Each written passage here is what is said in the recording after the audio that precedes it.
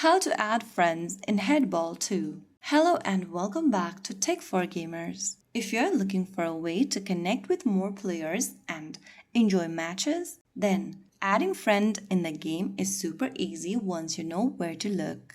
Start by launching open Headball 2 on your device, and from the lobby screen, go ahead and look for the Friends tab at the bottom right. Click on it and it'll take you to the Add Friend tab. From here, you'll need to go to the search bar at the top and type in the name of your friend you want to add. From the search results, go ahead and tap the Add Friend button right next to the player, and you'll be able to send them a friend request. Now your friend will just need to accept your request. Once they do, you'll both be connected and ready to play. After they accept your friend request, they'll be inside the Friends tab. And that's it. Now you're all set to build your friend list and enjoy more exciting matches in Headball 2.